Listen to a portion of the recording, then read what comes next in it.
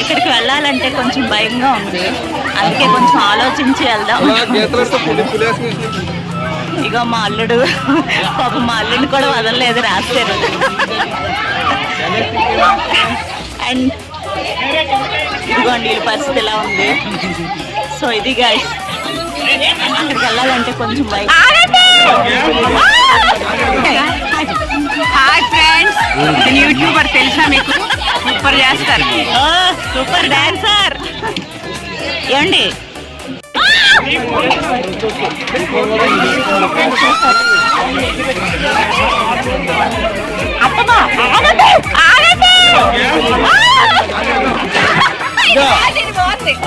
రామచంద్ర నారాయణ పరిస్థితి